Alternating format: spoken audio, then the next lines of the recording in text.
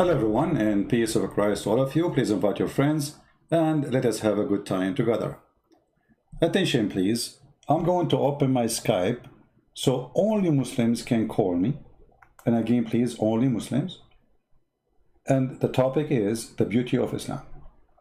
I made a challenge, friendly challenge, for those who accept that challenge, to show us anything is beautiful about Islam. If we go on YouTube, we will find tons of videos made by Muslims. All of them have one title: the beauty of Islam, the beauty of Islam, the beauty of Islam. And when we hear the videos, we laugh. I mean, I don't see the beauty in what they are talking about. I just opened one of them. This is Mufti Monk. And he is telling the beauty of Islam. He says we memorize the Quran. Can you believe it? But all of us, we knew how you memorize the Quran. You bring a person, you keep beating him until he memorizes it like a donkey. But yet none of you can explain one verse in the Quran. Those who have come from the very beginning to this day, miraculously, even those who do Arabic language would be able to recite the book from cover to cover, at times with absolutely no mistake at all. True story.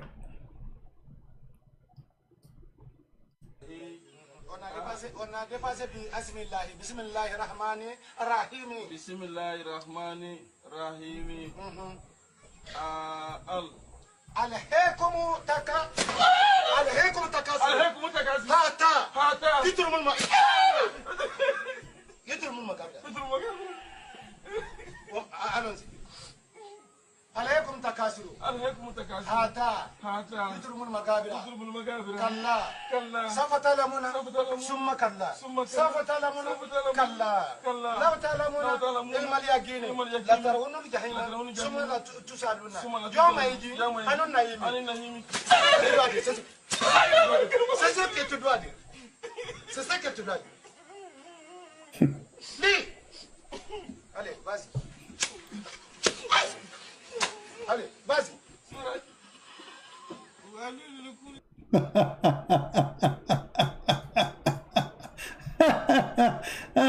Unbelievable.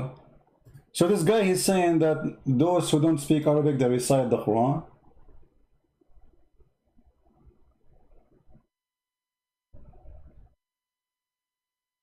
With no mistake, and this idiot himself, he cannot recite the Quran, by the way.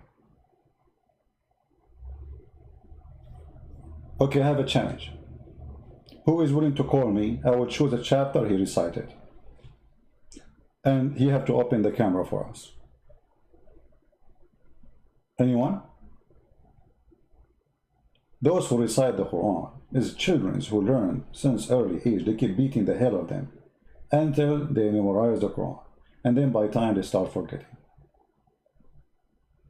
However, anyone who forces anyone, any religion, a Buddha, Christian, Jews, you know, the Jews, my mother, she can recite the Bible.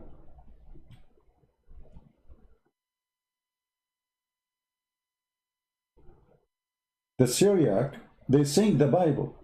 They sing it, they don't read it, they sing it. And this is where Muhammad actually is trying to copy the Syriac. The Aramaic. This is where recitation of the Quran is coming from. They are trying to copy the Christians. If we go right now and we search how the Aramaic people read the Bible, you will see they sing it. They don't read it, they sing it.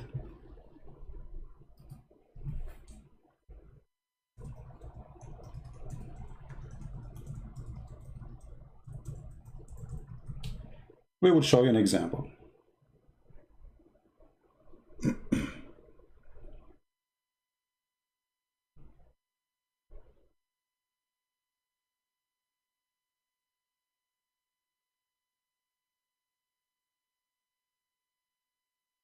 I have tons of videos actually. I'm just going to pick up one.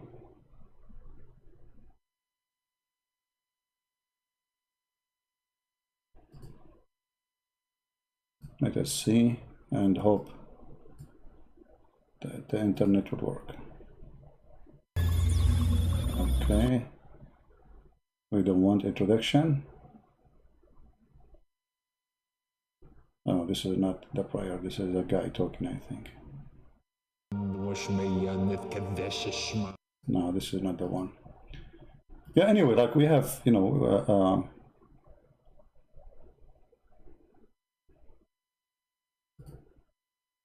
let's see this one.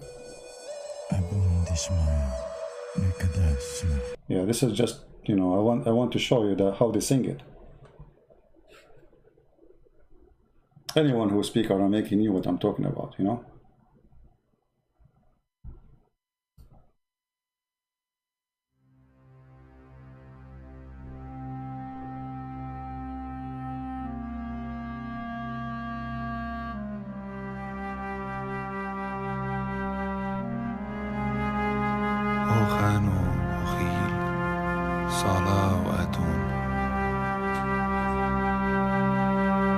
Yeah, this is just reading too. I'm not being lucky to find the accurate, you know, recitation. This is just reading. Somebody reading with the music. I don't want the music. Let us see.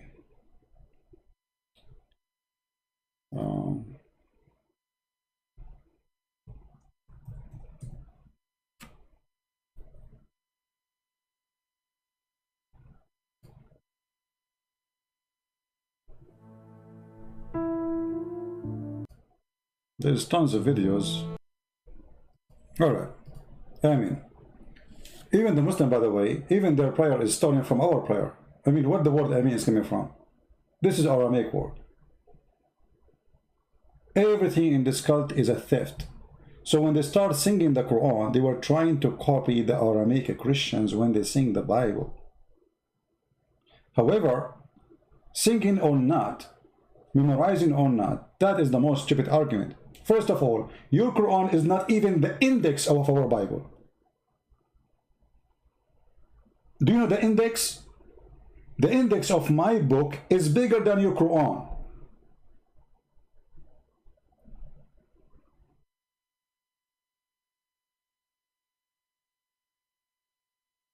This is how small your Quran is. Even though the goat ate a lot of it, supposedly it was bigger. Same time, when you're Muslim, you learn how to recite the Quran, even that you learn it by violence.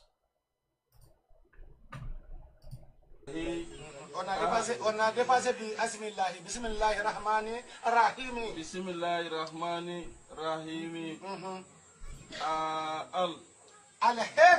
تكاثر هاتا يترم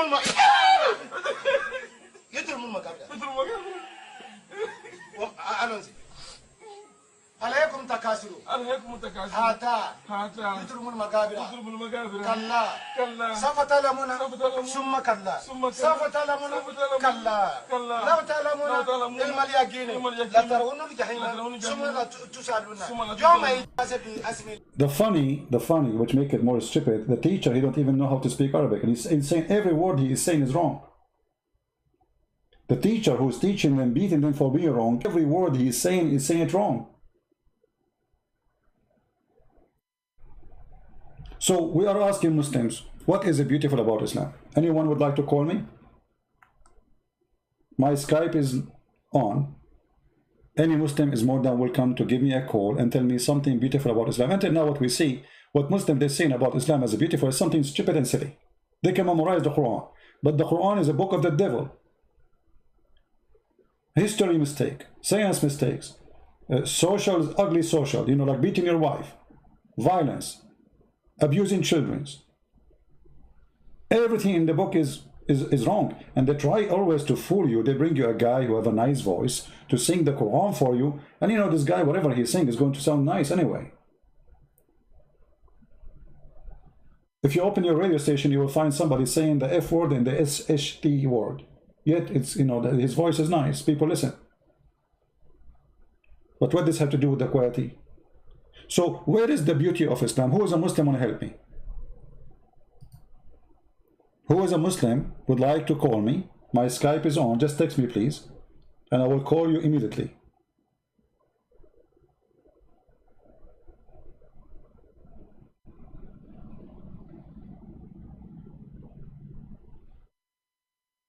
Any Muslim?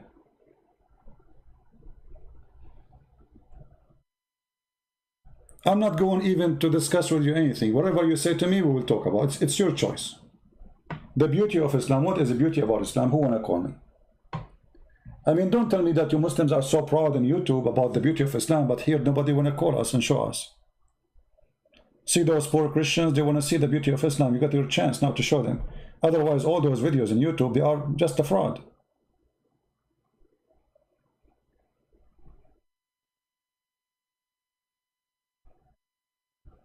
Anyone?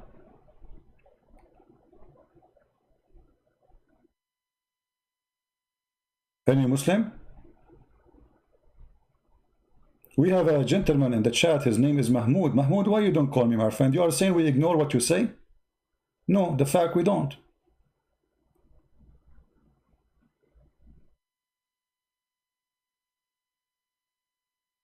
It doesn't sound similar? No, it sounds similar. It sounds similar, but because your language is stupid, your book, you are in your, you know, let me show you. Here we go. You see, I want to show you a reference, not just a statement. Your prophet, he forbade people from practicing something is called saj'a. Those are Arab, not Aramaic. So Aramaic, when they sing, they don't do it the same as the Arab. The Arab, they have on their way. What they do? They do something called saj'a. Saj'a al-Kuhan. And your prophet, he was copying, let us switch to Arabic, sorry.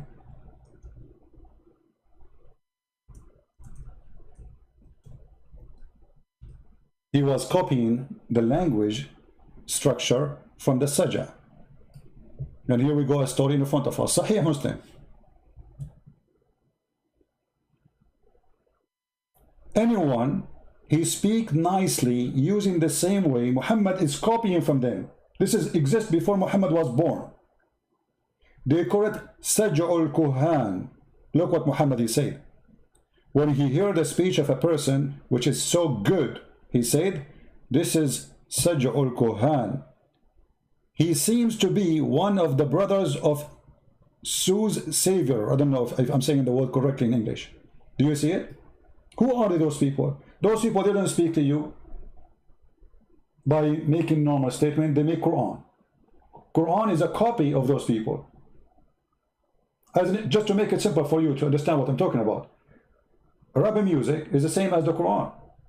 So I saw a cat and she was so fat, chasing a rat. That's the Quran.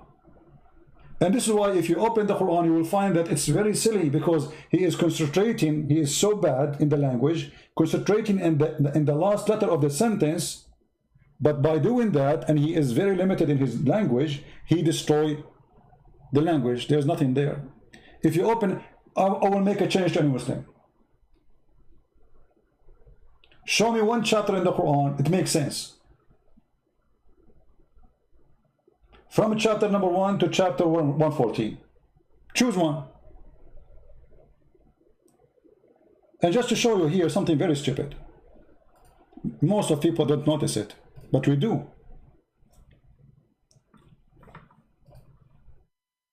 The Muslim, they say nobody can make Quran because Allah is the one who's speaking the Quran. That's not true. The Quran says that Shaitan is making Quran. Listen to this.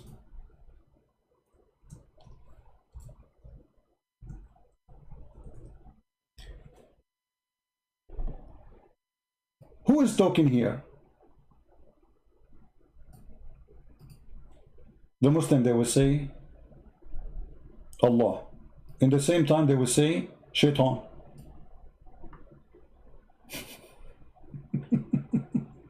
You will notice that Shaitan is making his answer to Allah with the same tone. I mean, how Allah and Shaitan, they make Quran and they answer with the same tone, which means both of them, they are making rap.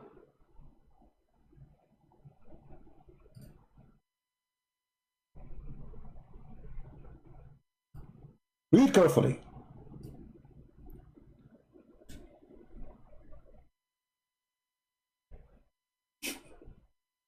This is Allah is talking.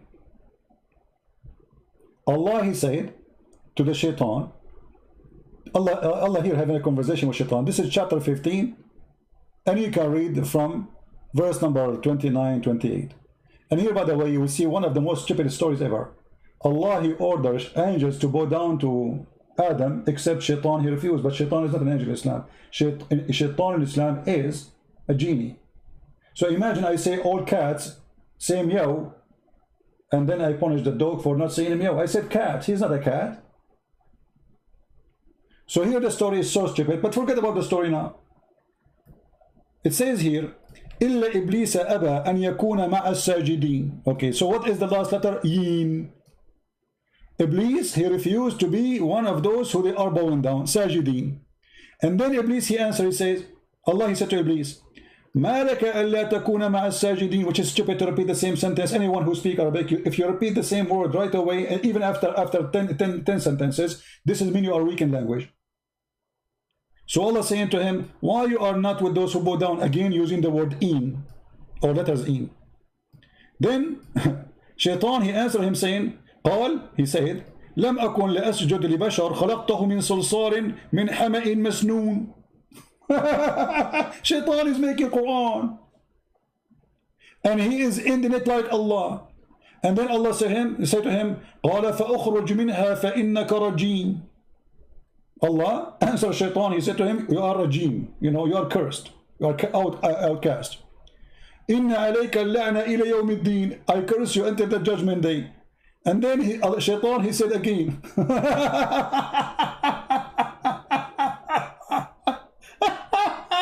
and Shaitan, he called Allah my Lord.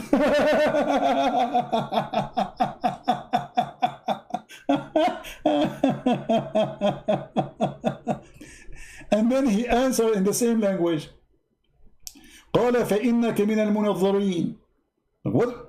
Shaitan make you Quran, make you rap like Allah.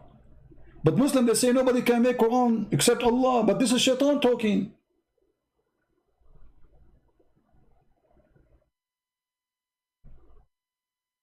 And then Shaitan, he continues saying, قال ربي بما أغويتني.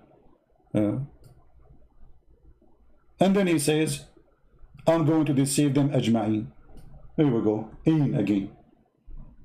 إِلَّا عِبَادَكَ مِنْهُمْ الْمُخْلِصِينَ. Shaitan making Quran and the funny that Shaitan, he make Quran and he end it with letter in. I mean, he have to end it with in. It's like, you know, like we are in a poetry, or let us say a rap music time.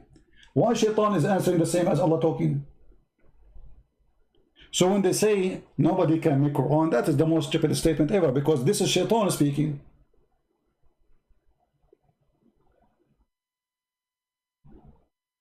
Any Muslim have an answer? Do you deny that the one here is talking is Shaitan? So we can say all of this is Shaitan talking. Shaitan making Quran.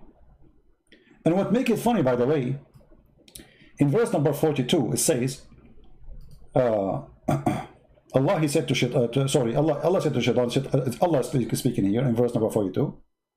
He said to him, over my servant you have no authority except the sinner who follow you.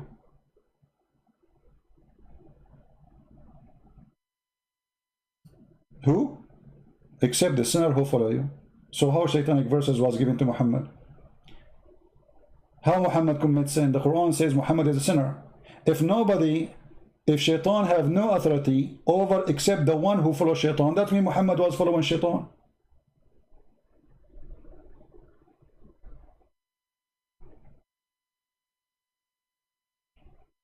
Let me check my Skype. Until now I see no text from any Muslim. Zero text. Anyone? What happened to Mr. Mahmoud? Nobody can make Quran, and then we find that Shaitan making Quran. And then we find that Muhammad is following Shaitan, because the verse is so. Allah saying to Shaitan, you have no authority over my servant except for the sinners who follow you. Was Muhammad a sinner? Here we go. Let us see the Quran.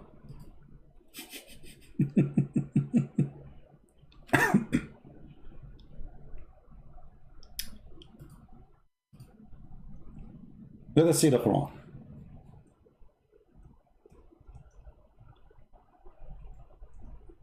Whatever the Quran says about Muhammad, we will take it. Huh? Chapter 48, verse number 2. Who is talking? Allah. To who? To Muhammad. That Allah may forgive your sin, the past and to come. So Muhammad was a sinner before he became a prophet, and Muhammad is a sinner after he became prophet. But look, the Quran says, no one, you have no authority except sinners. Allah saying to Shaitan, you have no authority over anyone except sinners. That means Shaitan has authority over Muhammad himself is a sinner. The verse is saying that. I mean, do you see how stupid this is? I mean, Allah is making a challenge, saying to Shaitan, you have no authority over anyone from my servant except the sinners. Okay, if Muhammad is the best of the Muslims and he is a sinner in the Quran,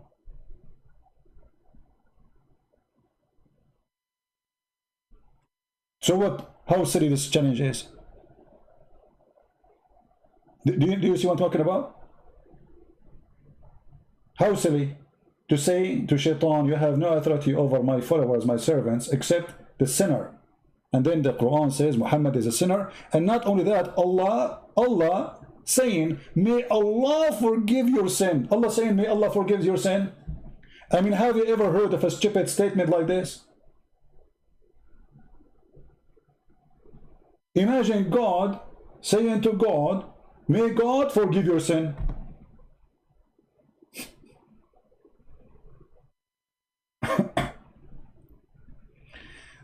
Are you going to debate somebody in Arabic? No problem. Bring him. We can make an exception. Somebody saying there's a sheikh from Al-Azhar, you want to debate in Arabic? Bring him. We can translate.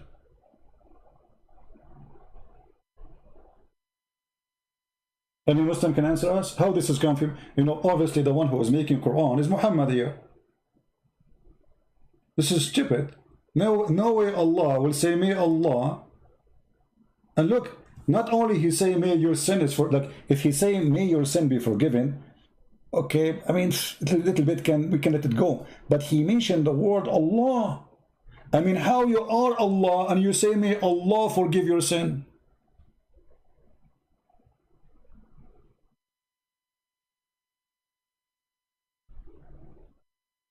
So when they say the beauty of Islam, I see the beauty of stupidity.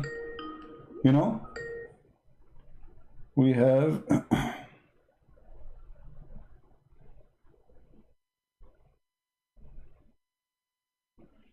we have a Muslim trying to call us. Go ahead.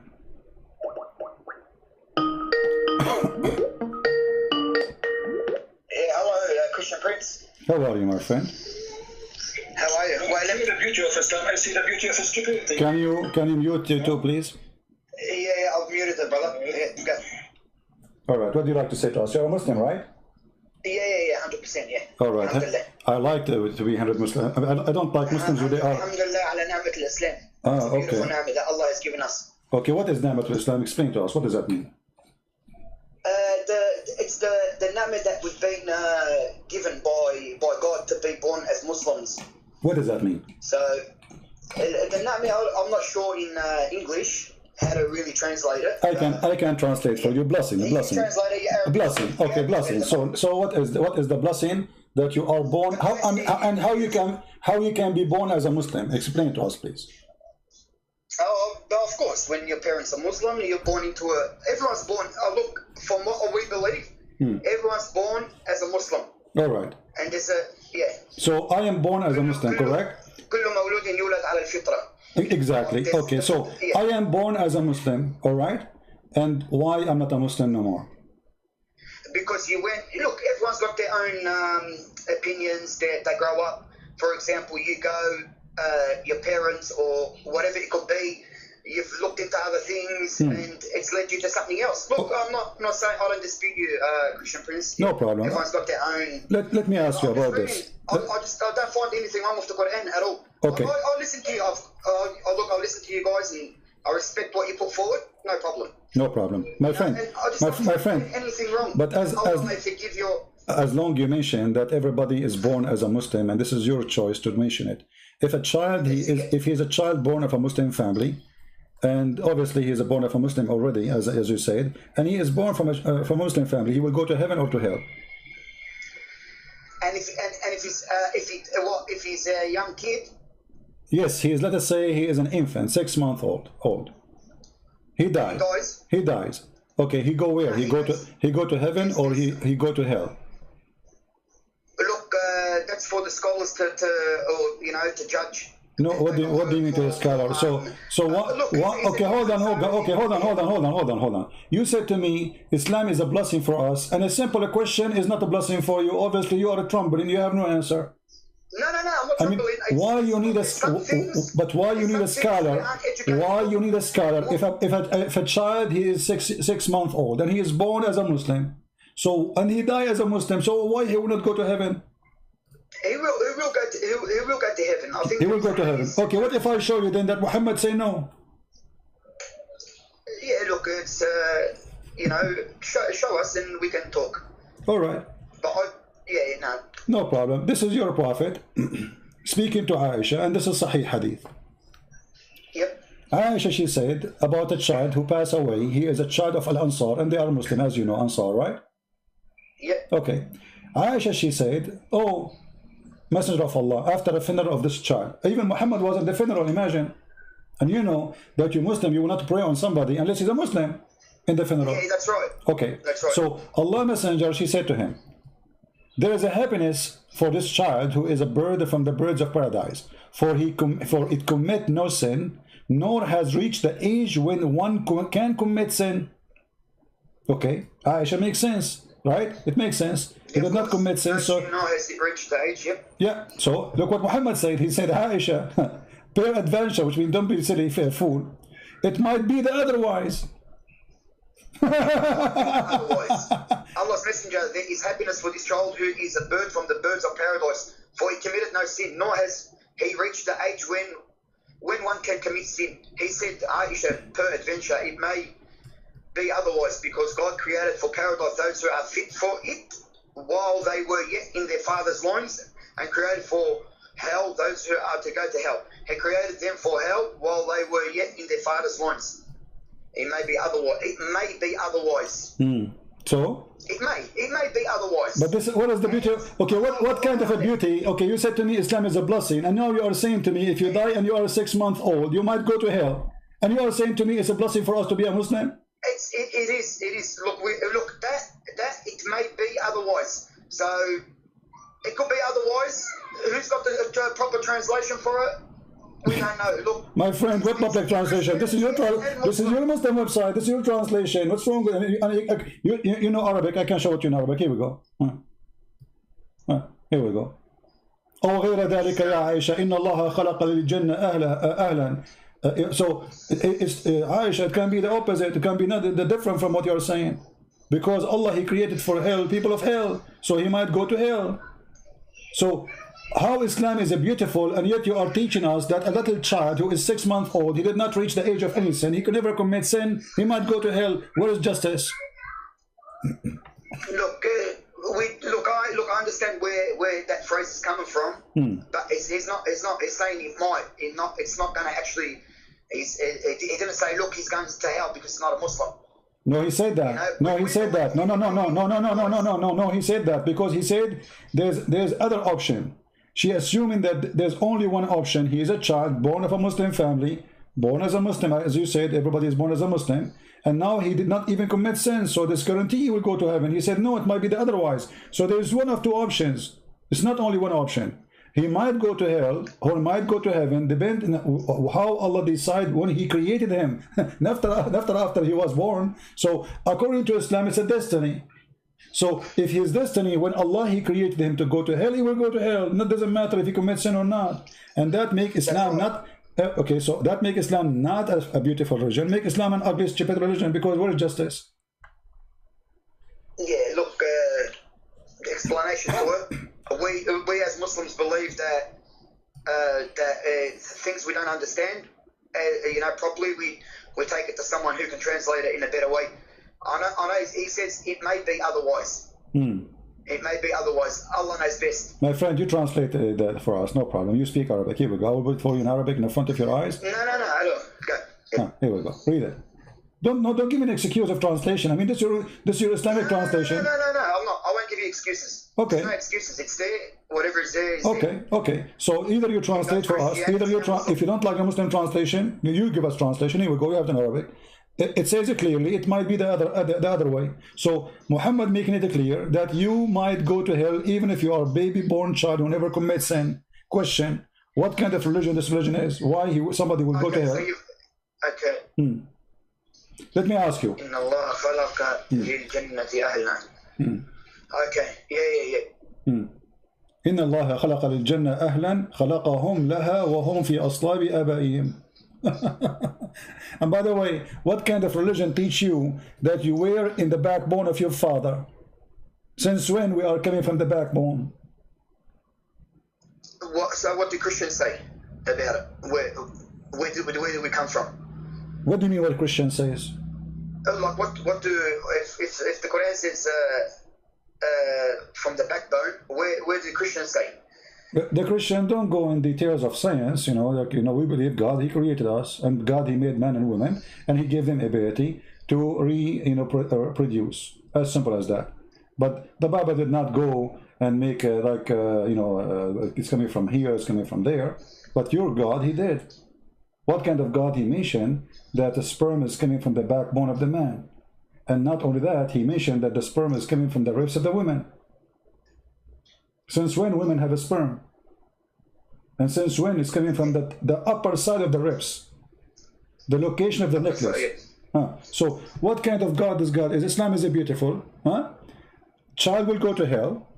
God, He think that sperm coming from the backbone. Women have a sperm coming from the top side of their chest, which means the location of where the neck and the chest is connected. And Islam is beautiful. I don't know what is beautiful. I mean, are you saying to me stupidity is beautiful?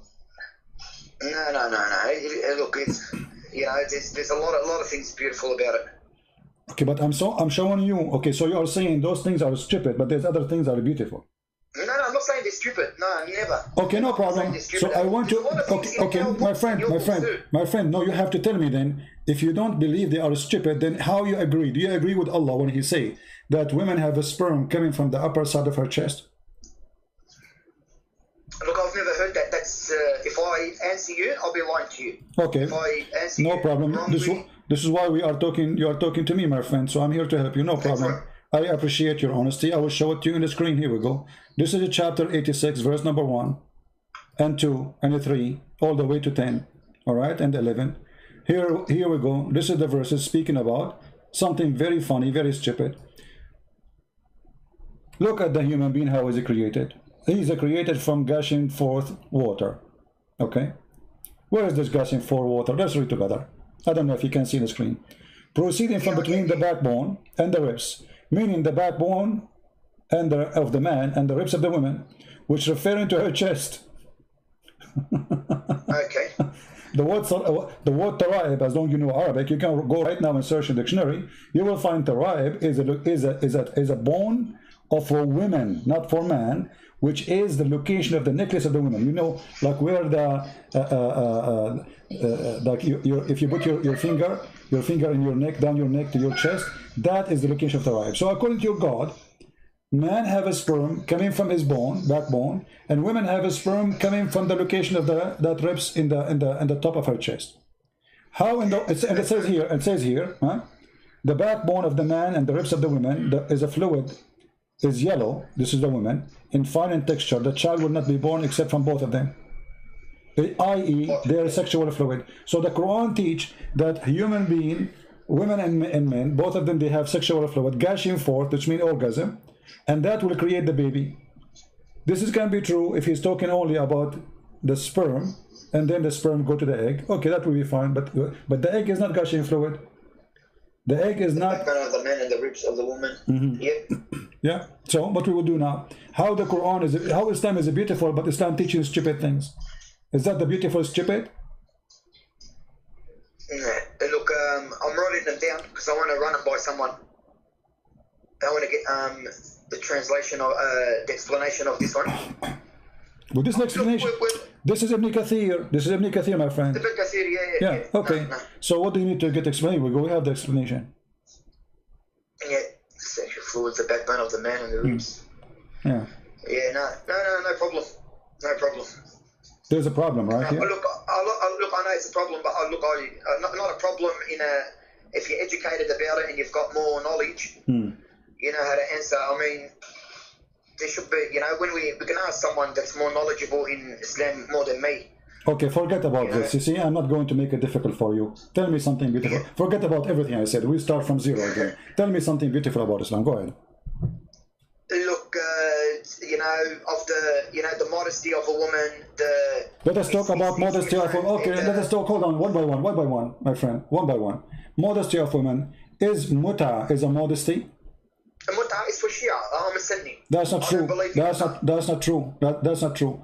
Muta is a verse in the. My friend, muta is in the Quran. Is it in the Quran or it is in Mickey Mouse magazine? You know, can you show me where it's in the Quran, please? Chapter 4, verse 24. Okay. So what we will do Chapter now? 4, verse 24. Yeah. Okay. Is that the hadith you just brought up now, or? We can show you tons. We can show you tons of hadith, and we can show you the interpretation of the Quran as you wish, whatever you want. No worries. Okay. So what we will do now? You said this is for the Shia. Quran was for the Shia only. You Muslims don't follow Quran. No. Quran, no, I'm not saying that. No disrespect to them, but I'm saying that I think they believe in the Mut'ah. It says here, فَمَا اسْتَمْتَعْتُمْ بِهِ مِنْهُنَّ فَآتُوهُنَّ أُجُورَهُنَّ فَرِيضَةً. Whatever you enjoy with it, which means the vagina, so pay them for what you enjoy. It doesn't say that فَمَا اسْتَمْتَعْتُمْ you can istamta' with a lot of things in life. No, my friend, here my friend, here is about women, not about anything. And it says bihi from their vagina. This is bihi, go to the private part. So this is why a Muslim, he will not pay the wages unless he have sex. So you don't pay unless you have sex. So here you have to pay. It says ujurahun. Is ujurahun mean wages? Okay, so why are you paying women wages? This is not the worry, this is wages. Is she an employee for you? Is she a prostitute? Yes, she is a prostitute. Why you are paying her wages? It's a dowry. It could be a dowry before. No. You see, no, this is not. This is not. Here we go. Let us go to the hadith and make it more clear.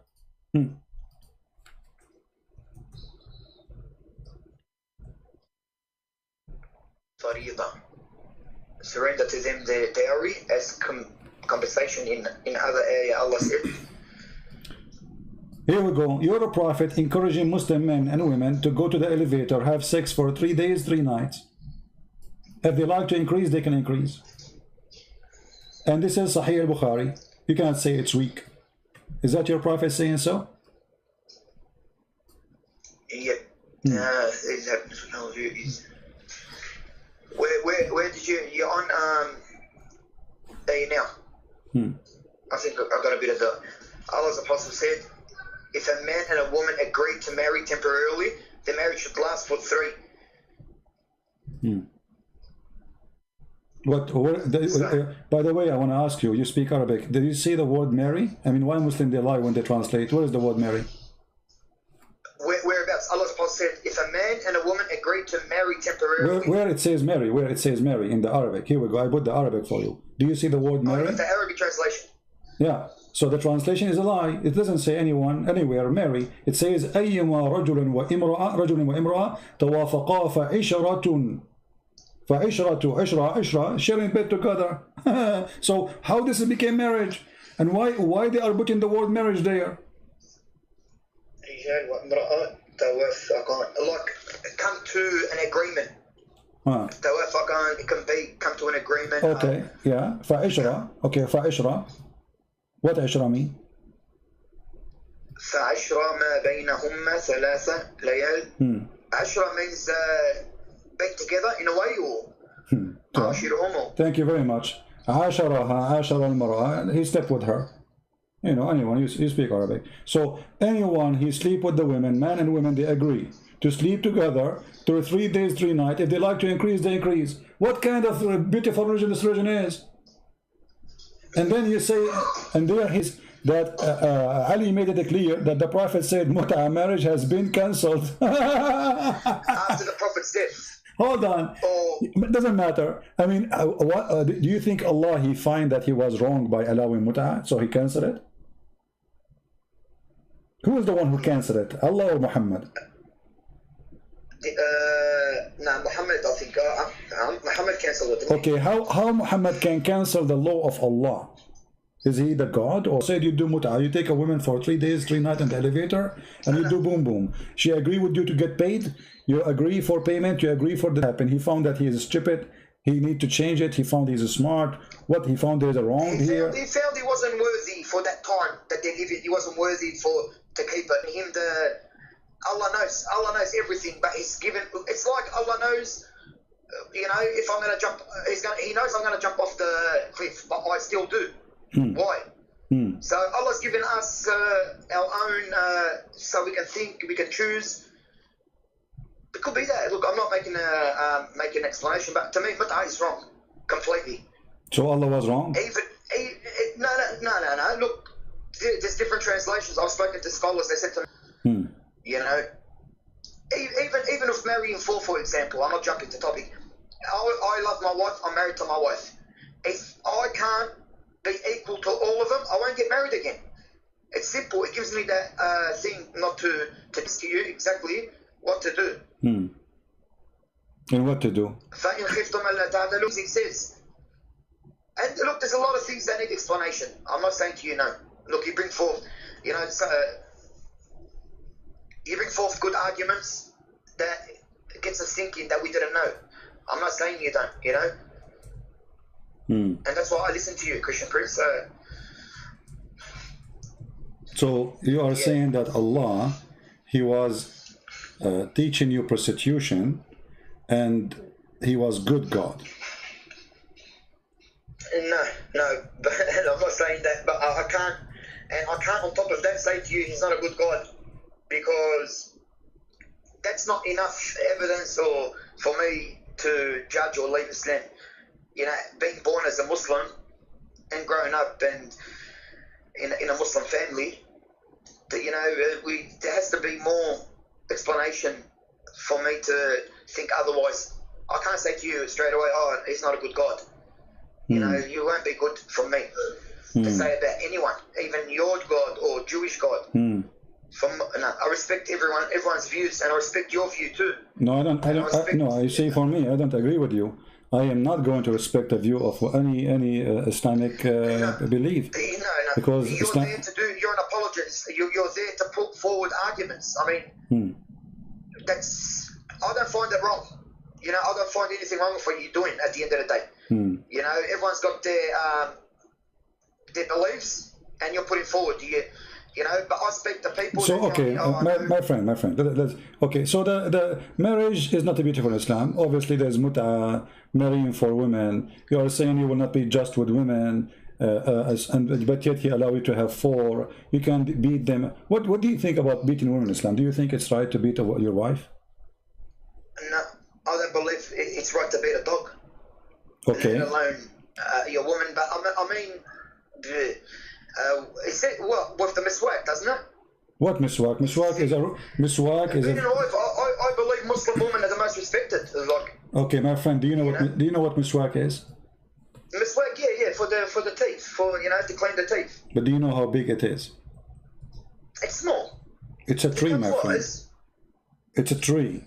So when they say to you, it's from the tree. It's from when they say to you miswak, they are making fun of you. They are talking about something they put in their mouth, right?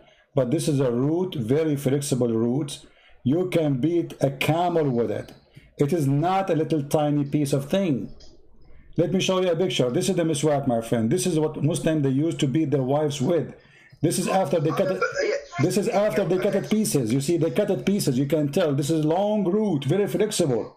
So you can beat with it your camel. You beat with it with your donkey. You beat with it your horse, and you beat with it now your wife. And you are telling me this is the thing you chin your mouth with. So they lie to us. They say to us it's a toothbrush. This is a tree root, very flexible. Prince, a Muslim woman, at the end of the day, we all argue. We we all argue with their wives, we all push, we all do what we have to do. I don't believe a Muslim will beat his wife into bed. All right. So let me ask you, if a person, he came to Muhammad and he did beat his wife, who is going to take, Muhammad will take the side of who? The man or the woman? It's got to be just. You gotta see who was in the wrong. Look, it's wrong to beat, but at the end of the day, we're human beings. So hold on. What do you mean just? No, what do you mean just? If a man, he beat his wife, he can be just by beating his wife. He can be just. No. There's no. I'm against beating your wife. Okay. Of course. Yeah. Okay. So you shouldn't beat anyone. So you are against the Quran saying beat your wife? No. Where does it say that? Chapter 4, verse number 34. فَضْرِبُوهُنْ. Yeah, I mean, you know the word and you're asking me where it is? No, فَضْرِبُوهُنْ. No, but what? What's it say? فَضْرِبُوهُنْ for with what? It doesn't matter. You beat them. It says beat them. Beat them with what? Who care? But I mean, he need even to tell you to beat them with what? Look, he sent down the Prophet to put everything forward to us. Everything, like Allah said. If okay, thank you. So okay, no problem. For me, please. Okay, where it says to you, beat them with the miswak. You mentioned to me the miswak. Where Allah said to you, beat them with the miswak. That's a hadith. It's not in the Quran. Give me the hadith. The hadith, I'm gonna bring it up for you because I'm listening to you and I'm talking. No problem. I will give you your time. And I showed you the miswak. And I showed you already. Okay, you see, you just get yourself in trouble now. You said in the hadith. That's all right. Okay, you said in the hadith, Muhammad said beat them with the miswak. But here we go, this is the miswak. The miswak is a very tough, ugly piece of wood. You beat your wife with this. And you are saying to me, you can make it small and use it for your teeth. Huh? No, this is my friend. They are making it now small because it became commercial. At that time, they don't make it small. The reason the Arab they chew with it because simply they beat their animals with it. It's in their hand always. So he put the other hand in his mouth. It is a long route. Now because it became expensive, it's a big business now. Everything's a business, even with Christianity. But we are talking about the miswak as it is for those Bedouin who you can just grab it from the ground. Men are the protectors and maintainers of a woman. Allah has given some of them an advantage over others, and because they spend out of their wealth, the good women are obedient, guarding what Allah would have them guard. As for those from whom you fear disloyalty, you put it in Arabic now, yeah? I was reading it. Sorry. And it's gone from the screen, hasn't it? Yeah, anyway, I put it back. Because I was trying to show you the miswak. But let us stop here. Men are protectors and maintainers of women because they spend some money on them. How that can be? I mean, so Khadija, she was spending money on Muhammad. Can she beat Muhammad?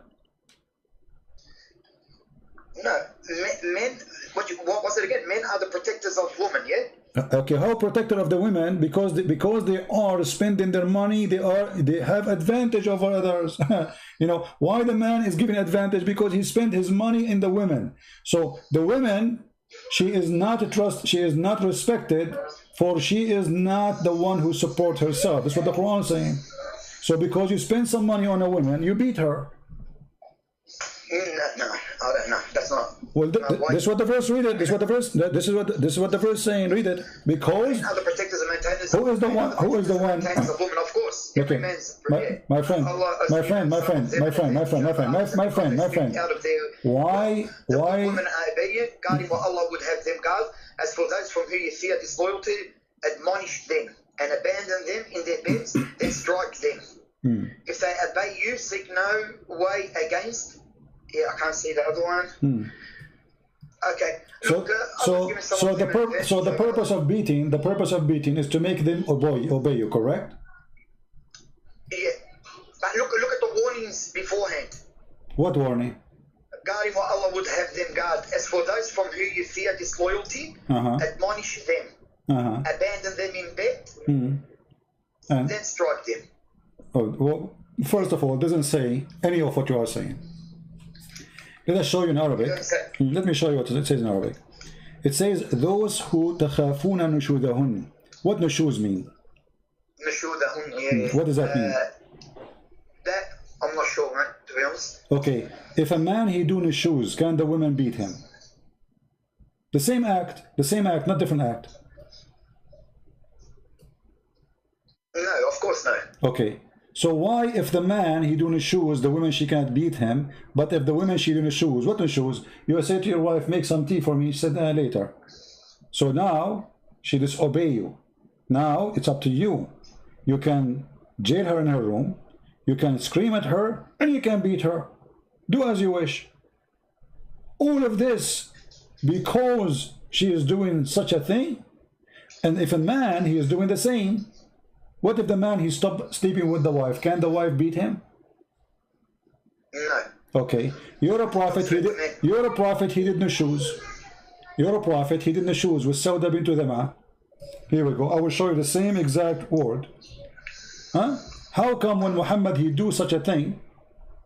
And this is chapter 4, verse number 128. The same chapter. If a woman she is afraid that her husband he have no shoes, read it carefully. وإن امرأة خافت من بعلها نشوذا أو إعراضا فلا جناح عليها أن يصالح بينهما. I mean, how come she cannot beat him? So that she been forced. She gave her day to Muhammad, to Aisha, sorry, because she heard Muhammad, he don't want her no more, he want to divorce her because she became old. And I'm describing what the hadith says. She became old, big and fat and slow. So for that reason, Muhammad didn't want to sleep with her no more. He want to sleep with the young one. She heard the news that Muhammad, now he had no shoes from her. He don't want her no more. He's going to divorce her. So she ran to Aisha. She said to her, I will give you my day. Please ask him not to divorce me. I'm old. Where I will go now? Where I will go? I'm old. You know, the man, he used her all her life and now he want to dump her. So Aisha, she told Muhammad, let us make an agreement. She will stay your wife, but she will give me your day. This way your wife, she cannot complain because I'm going to have that day by the agreement. And here we go. Allah make a verse about the agreement between Aisha and Sauda about Muhammad sleeping with Aisha at that night. Look like Allah, he have nothing to do in his office except make an agreement between a guy and two women. They want to sleep with him. Look, we go back to the topic. So if the woman should do the same act, if the woman should refuse to sleep with the husband, we beat her in Islam. But if the man, as we see here, Muhammad, he refused to sleep with the wife, we cannot beat Muhammad, we cannot beat men. So what is justice?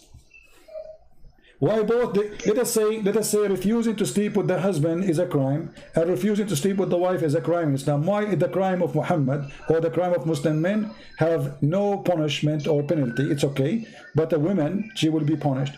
Remember, a woman, she have only one husband. A man, he have 4, which means if this Muhammad have 13. So Muhammad, he stopped sleeping with one, still he have many women to sleep with him. But if a woman, her husband not sleeping with her, she have no other choice except to cheat.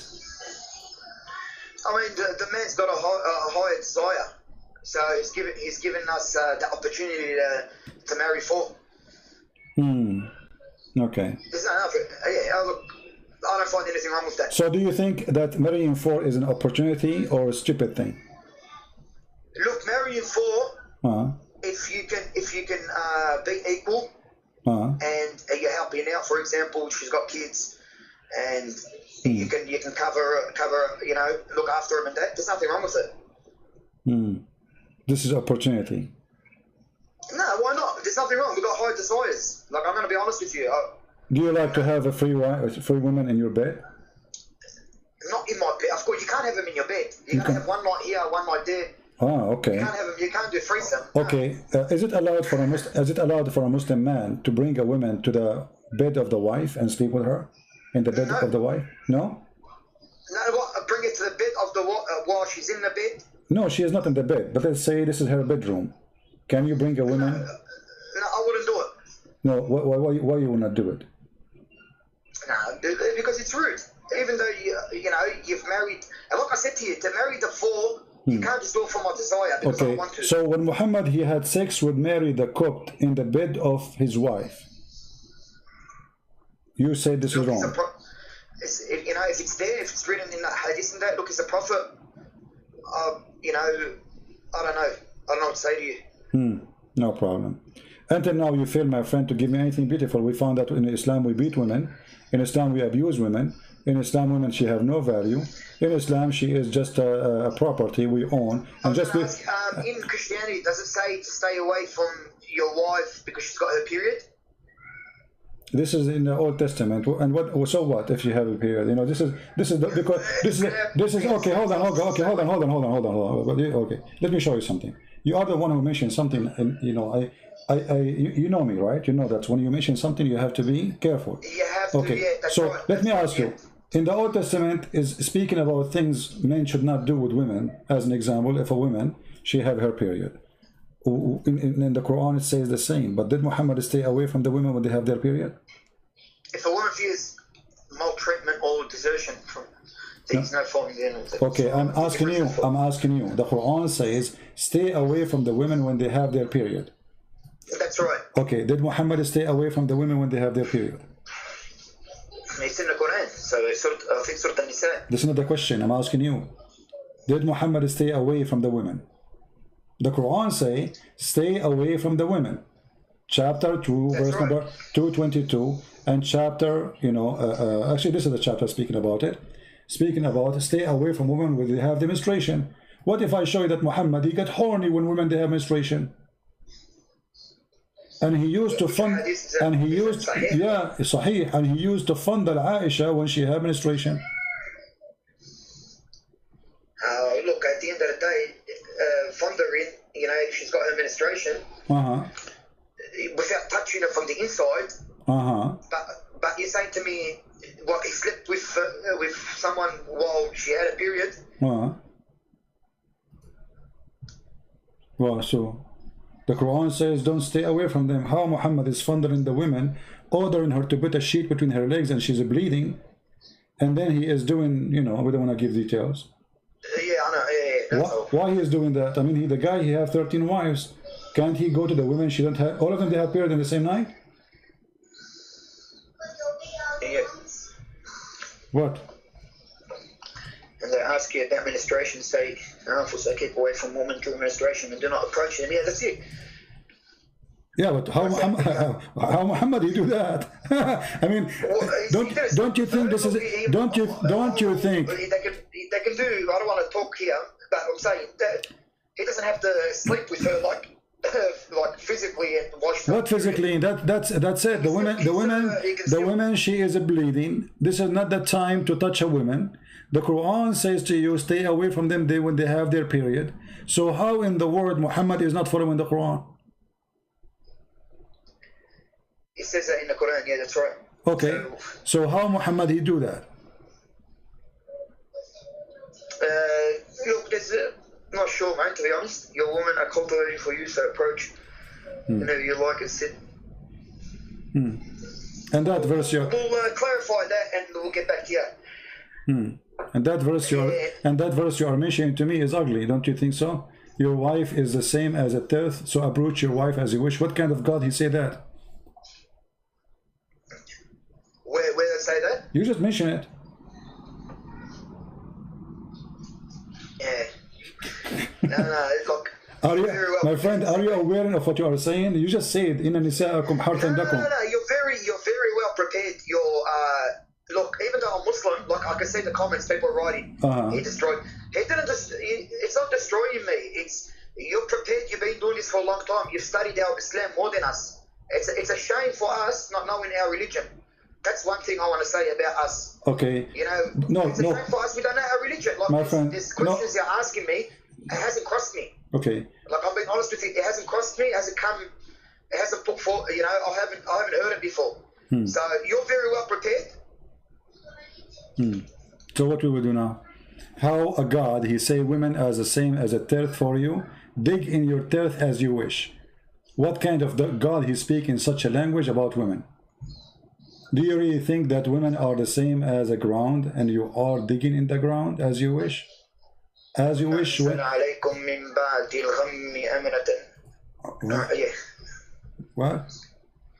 was reading that. قال إنه يقول إنها بقرة لا ذلول تثير الأرض. What are you reading?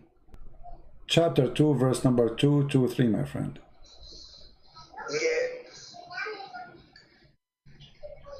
223. Nisa'akum. Your women are cultivation for you, so approach your cultivation whenever you like and set ahead for yourselves and fear Allah and know that you will meet Him and give good news to the believers. And do not allow your oaths in Allah's name to hinder you from virtue and righteousness and making peace. Is that beautiful? Yeah, no, I was just reading it. Yeah. Is that beautiful? Look, there's things we have to go over. Like in Christianity, like a lot of Christians on here, do they know their Bible? Like, all they know is the love verses. But if you go inside the Bible, you read, there's a lot of things that we need answers for. Like the Quran too. It's not our fault, it's the people that are out there. Did the Bible says you can do such a thing with your women? Can you show me? Look, the Bible talks about a lot of things. You got Ezekiel 23. There's a lot of things in the Bible too. What about? Tell me what Ezekiel 23 is saying. What's wrong with Sorry? it? What Ezekiel 23 is saying? Go ahead. Well, let me. I'll show you. There's a lot of things now. We opened it now. I'm just trying to put you on speaker, Christian Prince, right? No, don't worry. I will put it in the screen here too. But what's wrong with it? Okay, I'll get it for you in just 2 seconds. Sorry. There's a lot of things, even in the Bible, like when it has. So, what about it? Sorry, I'm not as prepared as you. My friend, Ezekiel 23. Son of man, there were 2 women, daughters of the same mother. Sorry, excuse my language, everyone. They became prostitutes in Egypt, engaging in prostitution for their youth. She gave herself as a prostitute to all the elite of the Assyrians and defiled herself with all the idols of everyone. She lusted after. It's Bible, Ezekiel 23. Okay, why you stop? Continue, and then you will see that what you said. With my respect to you, do you allow me? Is it okay if I call you stupid now? Look, why is that? Because this is if you read the verse after it, you will see he's speaking about 2 cities. This is not about women and men. This is about 2 cities who commit sin. They are away from God. One is called Ohalia, is a Samara, and Ohiba is Jerusalem. So you are because so you're correcting. So you're telling us to read the Bible, but when we go to the Quran, you don't want us to read the one before and after. No, you can read. How we go? No. You see, each time I never said to you. No. Be honest with me. No. Be honest with me. Be honest with me. When I did not allow you to read the one before it and the one after it, never. No, you didn't. No. Okay. You didn't. So, it wouldn't even go for that, to be honest. So here I'm saying to you, how you assume that this is about people having sex as you claim, when if you continue reading the verse, you will see this is about 2 cities, 2 locations, 2 territory. They commit sin against God. This is have nothing to do with men or women. Like the last time you were saying, give me a verse in the Quran where it says a rape. There's a punishment for rape. Give me a verse give me a verse where we can't sleep with animals, but we know it's wrong. We know it's wrong. Okay, that is okay. Hold on. What if I show you right now that even you can sleep with animals during the Hajj? Come on, man. Where does it say that? You've got. Look, you're prepared for everything. I understand, but where does it say that? Okay. You can sleep with animals when you go into Hajj. Okay. Sorry, we're jumping to everything, Christian Prince. No problem. Look, I like talking to you, yeah? Okay, here we go. Let us see. I will show you what it says in Islam. I will put it for you on the screen. You speak Arabic, and then I will use Google Translate. Is that okay? Yeah, of course. Okay, here we go. This is your Islamic website, islamweb.com, .net. Do you see the title? Your women are tilled for you to cultivate. So go. No. Just okay. Refresh the page. Is going to come to you. Taking time, maybe. Okay. All right. Here is Islam.web. Okay, and they are quoting from Islamic books. جاء في المغني لابن قدامة,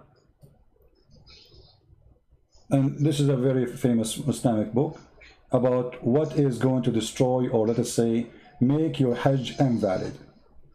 Here it says, ولا فرق بين الوطء في القبل والدبر بين من آدمي أو بهيمة وبه قال الشافعي. etc., etc., etc. Okay, and then he continues saying, ومن وطأ بهيمة وطأ البهيمة إن الحج لا يفسد به. The one who do وطئ البهيمة. yeah, الحج لا يفسد به. Read it. Here we go. Let me zoom in for you. وهو قول مالك وأبي حنيفة. If you have sex with an animal, your hajj is valid. And this is the most popular. This is all the sect of Abi Hanifa and Malik. Yeah, no. Okay. So I'm just trying to. Okay. So. What's it? It doesn't say that you can sleep with animals. No, it says no. Read it. This is it. Says ومن ويتخرج في وطئ البهيمة أن الحج لا يفسد به وهو قول مالك وأبي حنيفة. The one and meaning and the Shafi'i and all of them, they agree that it's not going to damage or destroy your hajj if you have sex with bahima. What bahima mean? البهيم donkey. Okay. بهيم. Wonderful. Okay, so if you have sex with donkey in Islam and during the hajj, Allah bless you. That's what it says. وهو قول مالك. لأنه يوجد. Look, that one there needs big translation from someone more. To be honest with you, Christian Prince, it's not saying that. It's not saying you can sleep with animals. You're allowed to. It says that. Read it. It says ويتخرج في وطئ البهيمة أن الحج لا يفسد به وهو قول مالك وأبي حنيفة ولا يوجب الحد. There's no punishment for that too. That means it's legal. It's legal to sleep with animals. Yeah. Yeah, no, look, it's... So what is again, we go back to zero. What is beautiful about Islam? Until now we got nothing. Beautiful, look, there's a lot of things, a lot of beautiful about Islam, and there's a lot of things maybe beautiful about Christianity, and you're bringing up stuff that need to go over and study properly and get the... Just like Christianity. I mean, Christianity is not all love too, is it? It's not all love and peace and...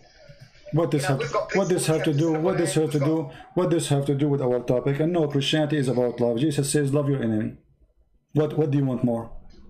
What do you want? Your enemy, yeah. Yeah. What do you want more than loving your enemy? I mean, if your enemy, you have to love him. What is left?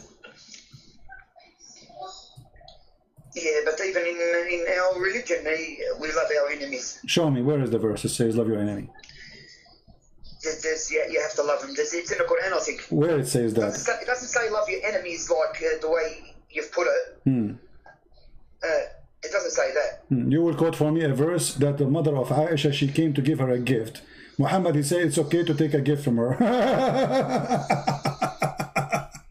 I mean, look at this scam, Muhammad. Just because the woman, she's bringing a gift, she refused to believe in Muhammad. Just because she's bringing something to the house, and Muhammad says, it's okay, it's okay.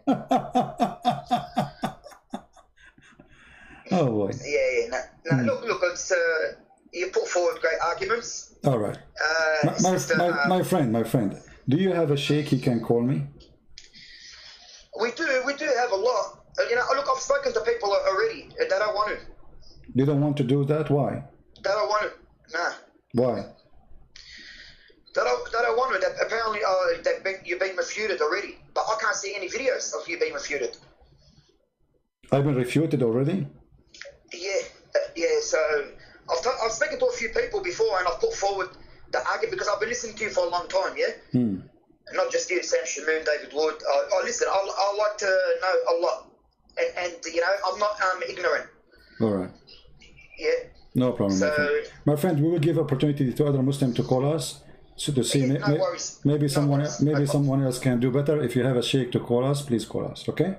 No problem. No worries. Take care. Okay. Bye bye. See ya. All right. Any Muslim would like to call us? Who want to show us something beautiful about Islam?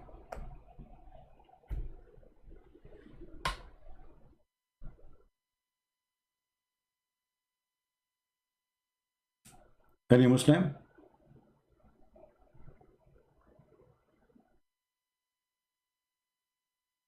All Muslims can refute me, by the way, but they don't debate me. I mean, it's so easy to refute Christian Prince. I mean, it doesn't say that, CP. Very easy.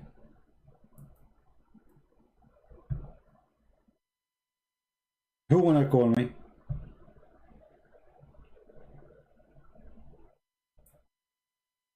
I just posted my. I posted the link. Here we go. I posted the link again. Or maybe I'm posting the wrong link. Hold on. Oh boy. I closed it already now.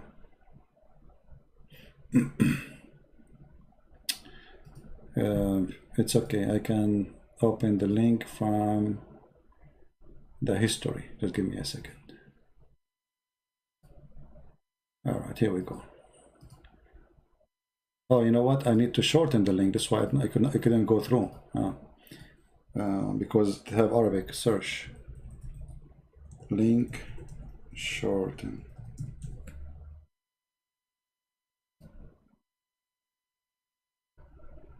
Okay, I will short it for you and we send it.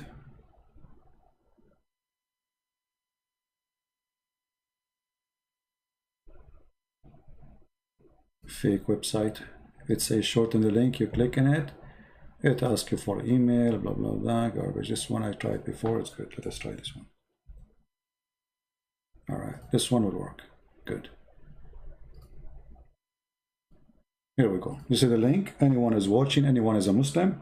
This is the link where it says that if you have sex with an animal during Hajj, it is accepted and Allah will bless you. Do we have any Muslim would like to call us?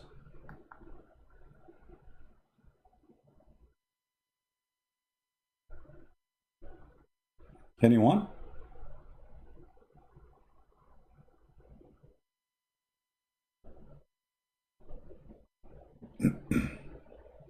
Guys, is my link posted? You were able to see the link I posted or not?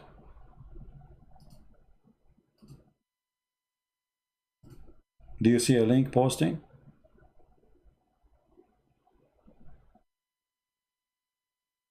It doesn't show?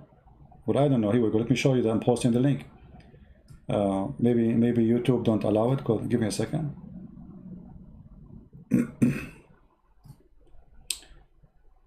That's weird because I'm an admin. I mean, I should be able to post a link. Okay, here we go. You see? I'm going to post the link in front of you. Here we go. You see, I see it in my side. Here we go. But for some reason, it's not coming in your side. Maybe YouTube forbid those links from posting.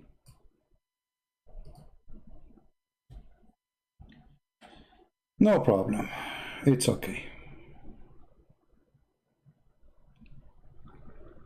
Anyone?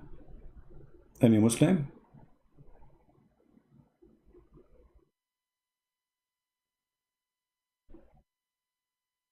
Any Sheikh?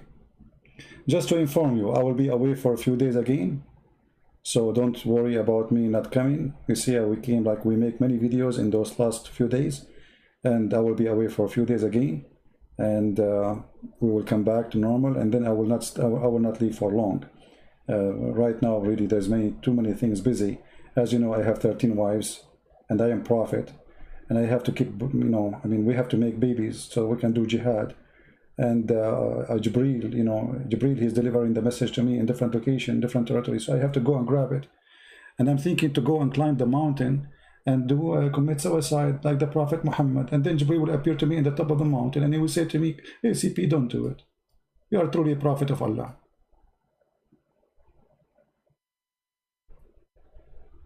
Right? Send to Skype. I mean, what difference is going to make? I'm not opening Skype in my computer here. I will post it in the comment section. You know what? I'm going to post it in the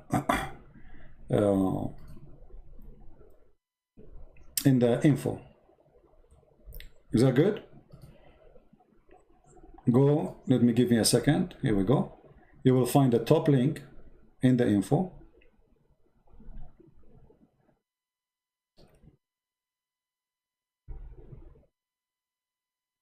Let me save it. Give me a second. And now we save. So if you refresh the page and you click at the info right now, you will find the link there. The top link in the info, I'm sure is going to appear right now. Good? All right.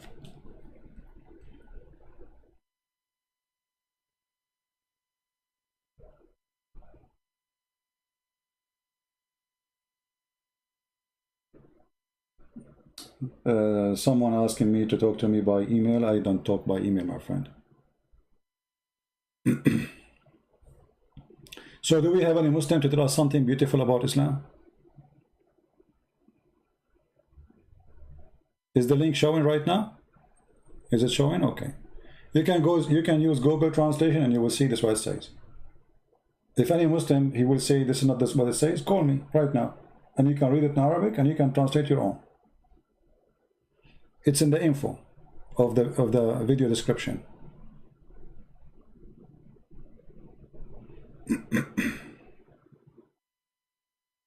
Any Muslim? Say hello to all my wife. That's very hard, my friend. You remind me of my cousin. He's an Arab, as you know. First time he went to the movie, he had to say Assalamu alaikum. So by the time he finished saying Assalamu alaikum, the movie was over. And do you know how many I have? I'm prophet like Prophet Muhammad. Hello, a lot of women. And Allah gave me the power of 40 men of the people of, 4,000 men. I mean, I want to know how Muhammad, he measured his sexual power by 4,000. Why Allah, he gave him power of 4,000 men? What does that exactly mean?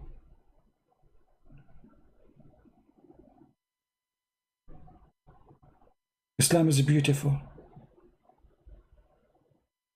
Did you hear the guy who was talking about in the previous video, that your orgasm will be for 70 years? Islam is beautiful. I mean, if having sex every time you meet a woman is going to be 70 years, how boring, stupid. 70 years.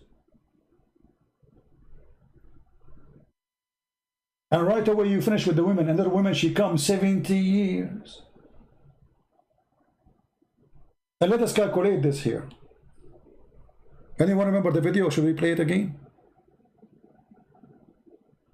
Do you guys remember it? We played it just 2 days ago. If the man, he have at least 72 women. Who have calculator here? I'm not good in math, as you know. I'm a Muslim. Okay. Let us see the calculator. So if you have 72 women, at least x 70 for each. That's mean to have sex with the 70, the woman number 72 is going to take 5,040 years.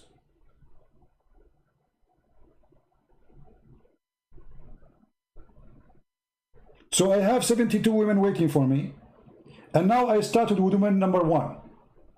Woman number 72, she will get her turn after 5,040 years.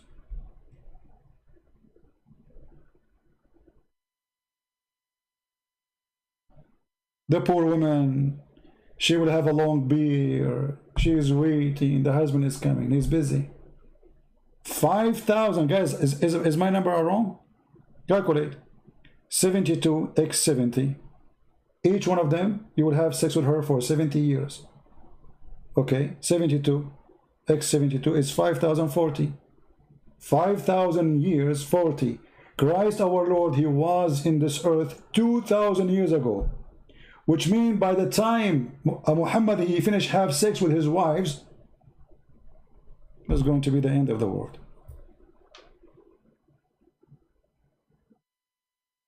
After 72, which means after 5,000 years, it will go to zero, the number 1.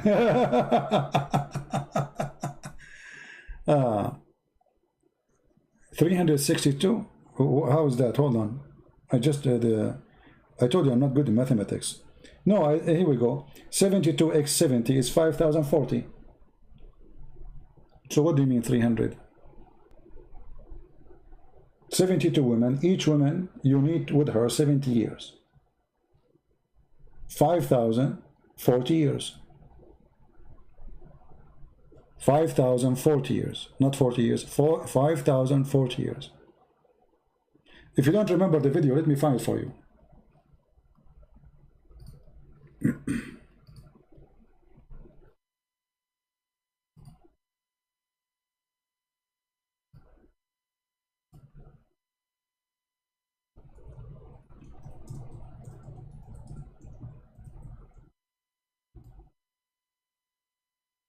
Let me see if I can find it right away.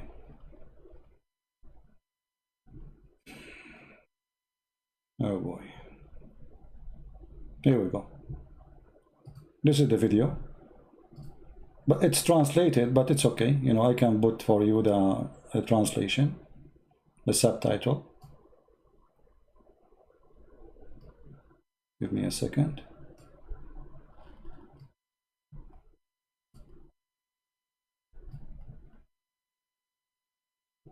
This is Abdul explaining to us what you will have in the heaven of Allah.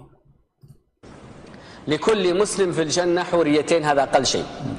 كل حورية لها 70 وصيفة معها. الحورية حلالك والوصيفة حلالك. ولكل امرأة من أهل الدنيا دخلت الجنة 70 حورية. فترتيب نساء الجنة 4. أول شيء امرأة الدنيا، هذه رقم 1، معها 70 حورية. ثاني شيء الحورية معها 70 Let me go from the beginning. Hold on. The screen was not on. This is a sheikh from Saudi Arabia explaining to you what you will get in heaven. And he will calculate for you the numbers and what you will do exactly. لكل مسلم في الجنة حوريتين، هذا أقل شيء. كل حورية لها 70 وصيفة معها. الحورية حلالك والوصيفة حلالك. ولكل امرأة من أهل الدنيا دخلت الجنة 70 حورية. فترتيب نساء الجنة 4. أول شيء امرأة الدنيا، هذه رقم 1، معها 70 حورية. ثاني شيء الحورية معها 70 وصيفة. الثالث الوصيفة، 3 أنواع، عفوا 3 أنواع. النساء في الجنة 3 أنواع.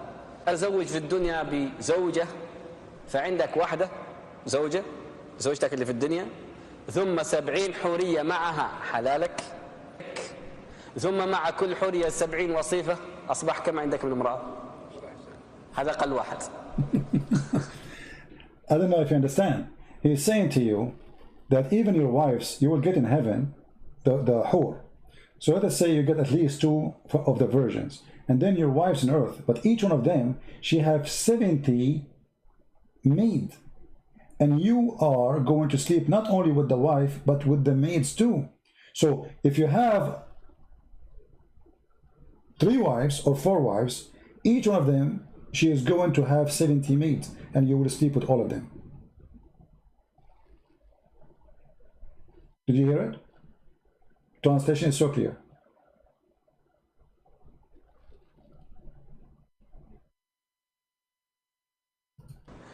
طيب لو فرضنا عندك 4 زوجات مع كل واحدة 70 حورية. Let us assume you have 4 wives on earth. You go to heaven, with each one of them you will have 70 حورية. Huh? 4x7. What is the number? مع كل حورية 70 وصيفة. And every حورية, she have 70 maid.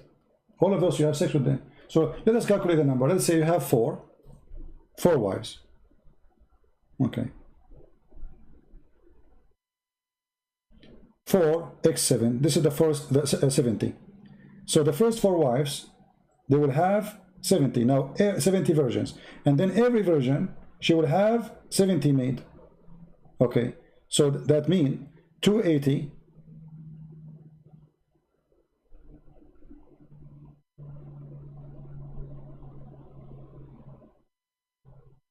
plus 4,900 women. 70x70 plus 280. This is only if you have 4. And each one of them, you need 70 years to finish with her. كم صار الجميع؟ أعانكم الله. No, not 7x4, 70, not 7x4, 70. في ذلك اللقاء مدته 70 سنة. Did you see it? The time of this sex period, the time you would do have sex with this each one of these women is 70 years of earthly time. Do you see it? Let me play it again for you. 70 حورية مع كل حورية 70 وصيفة. كم صار الجميع؟ أعانكم الله. في ذلك اللقاء مدته 70 سنة. 70 سنة. You go to Zakir Naik, you knock at the door.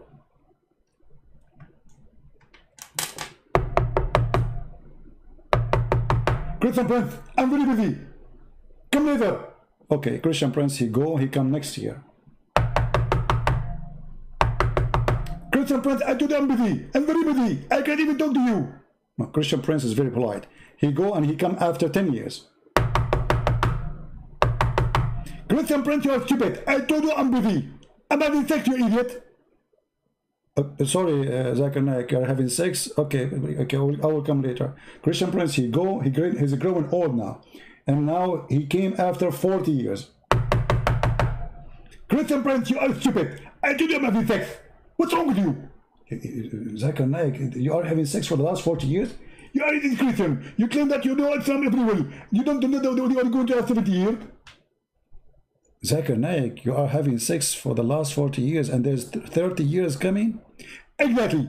And not only that, by the time you finish and you come to me, I will be starting with the second one, which means you will never be able to meet until thousands of years from now. And they say to us, Islam is beautiful. I mean, Islam is the most beautiful, stupid religion.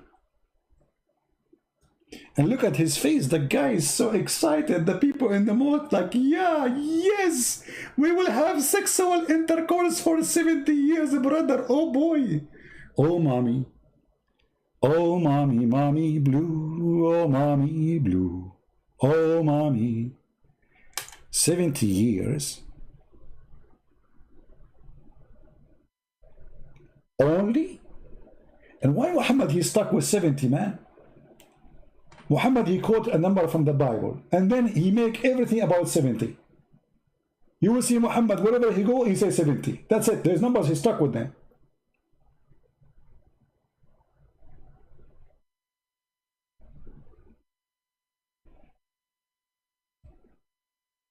The 7 Majid stories, the 7 galaxies. Do you know the Quran says Allah, he created from the earth 7 and 7 skies? There's 7 earth and 7 sky.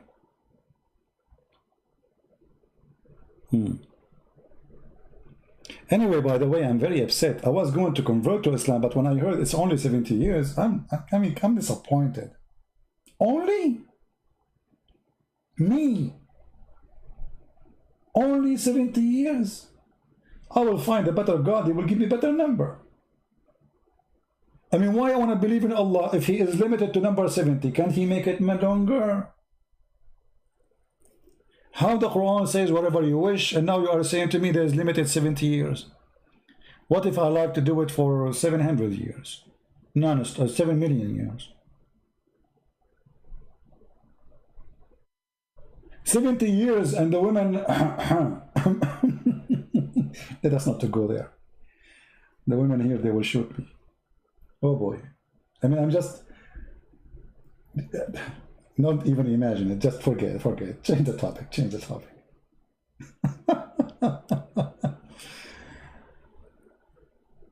And look at his face.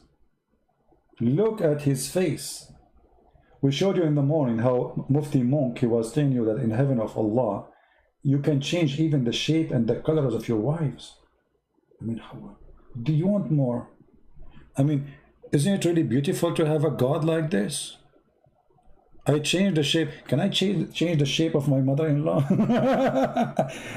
I'm sure there's many of them, they would like to make their mother-in-law like became a bird or a turtle or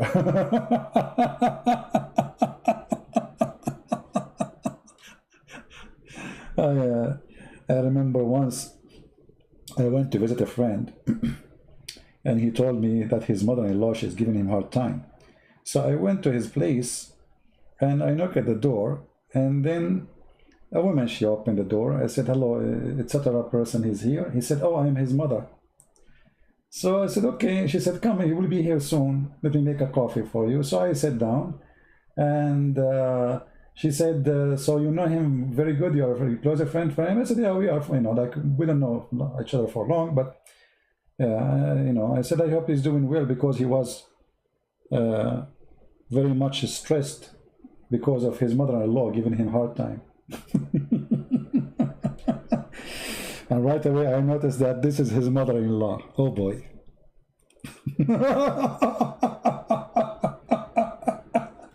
You should see her face.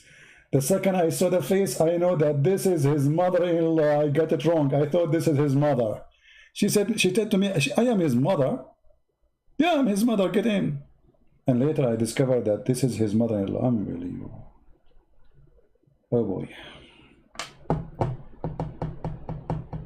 I feel sorry for him after that. Anyway, 70 years. I mean, it must be true. Do we have any Muslim? Our Skype is open. We got no Muslims.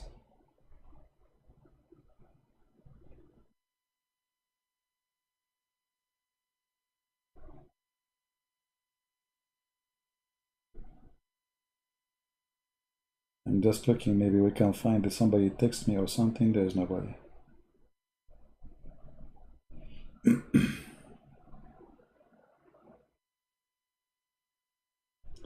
You know, I have a Muslim. Actually, he was a Muslim. And now he is worried about me, you believe it? This guy, he used to attack me always. He says, man, are you good? Are you in good health? Why don't you go live no more? Then if you go down just little, not long time ago, he was defending Islam. I mean, isn't it amazing that a person who was like against me, he hate me, and now he's worried about me, he's saying, Christian Prince, where are you? I mean, you see, Abdul can turn to be something very nice. Yesterday he was Abdul, today he's worried about me. You are never getting any calls, okay. All right, so again, guys, I will be away for a few days, so don't worry about me not coming here. You know, many years ago, I went away. I was in the army, in USA Army, and I came back to Paltalk. You know, like in the army, they don't give you vacation, you know, etc. So I came back, and then I found that I opened chat rooms in Paltalk, and I found a room. It's called the same day. Imagine, guys, the same day I arrived, the Muslim, they open a chat room. It's called Celebrating the Death of a Christian Prince.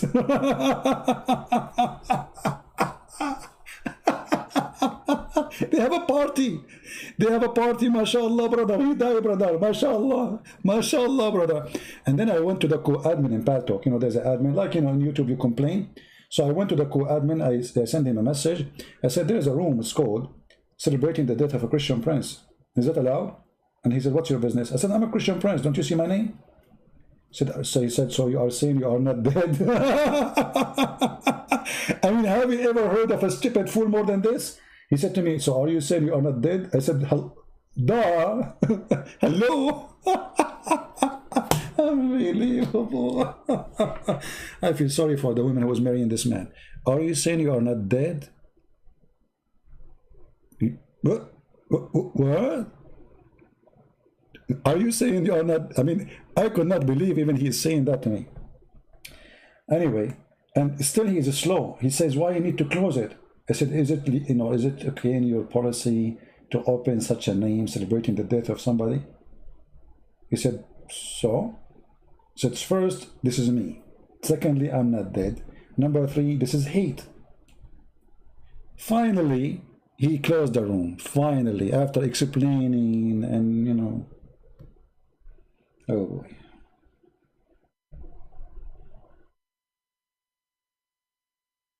We have a Muslim here. but he called us a while ago. I'm not sure he is online. Let us text him.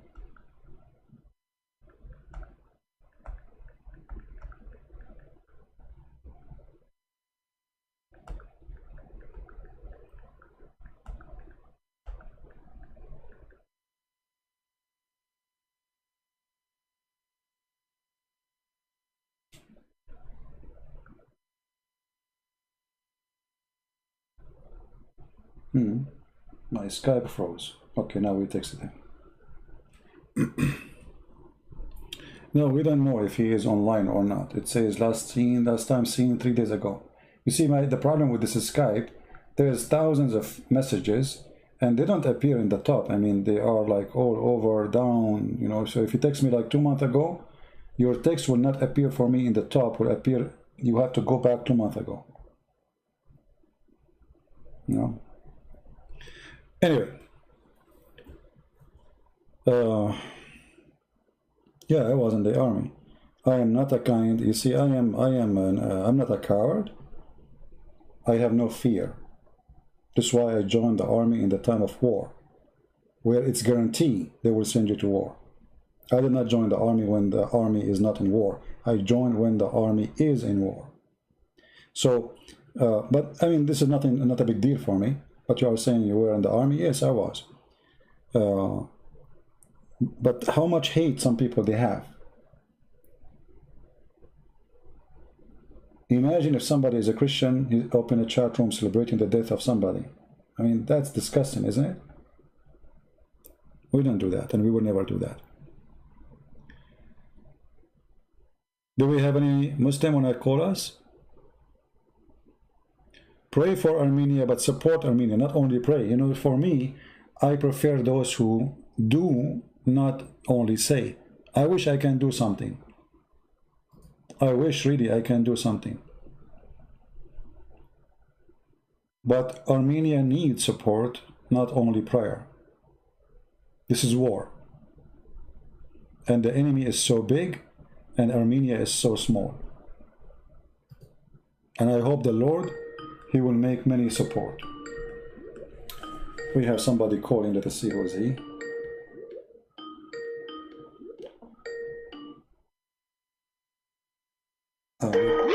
Hello? Hello? Here we go. Ow. Ow. Ow.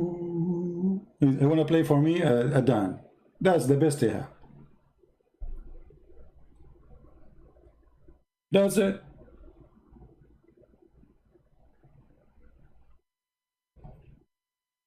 The voice of Shaitan. And look what you did. You made me make fun of your Quran. Why you do that? Why in the world you do that? Why you bring insult and injury to a book made by a false prophet? Leave the book alone.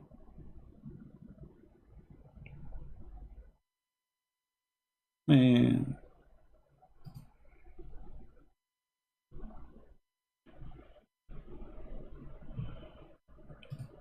Let me play for you something useful, my friend. Something beautiful. This is our Lord prayer. Let us clean our ears from the faith of Muhammad and his teaching. This is the same language our Lord the Messiah he spoke with. The same words as it is.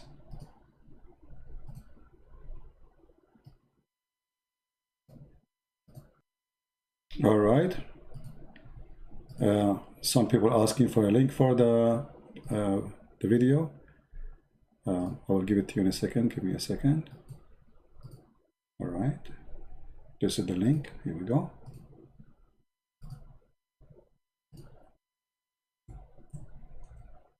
I mean, to the Lord, God is not about a song. And not about a voice too. There's many people that have nice voices, but they are singing to the devil. Muslims, they bring somebody have nice voices to sing the Quran for you. But the word of the Quran is evil, stupid, and foolish. So don't follow God because of a nice voice. The Lord, He said, from their fruits you shall know them. And if you can find me better fruits than the fruits of Jesus the Christ, let me know. In the year 2020, United Nations, they will never have somebody saying, love your enemy. 2,000 years ago, Christ the Messiah said, love your enemy. If we practice, this is only a sentence from him, not a book. The whole world will change. No homeless will be. No child will be without food or school. We spend trillions of dollars in every country because we have enemies. Just one sentence of Christ's teaching can change and flip the earth to be heaven. You do not need to go to heaven to see heaven if you follow Jesus. If the whole earth follow Jesus, heaven will be here right now on earth. Love your enemy. Simple, easy.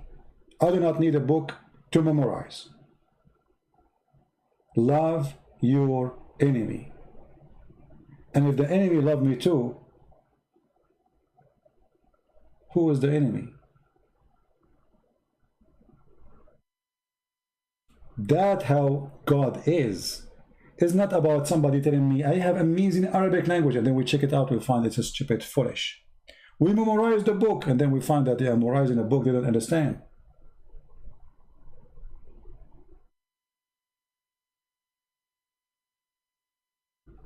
Don't be a blind who believe because of a beautiful voice.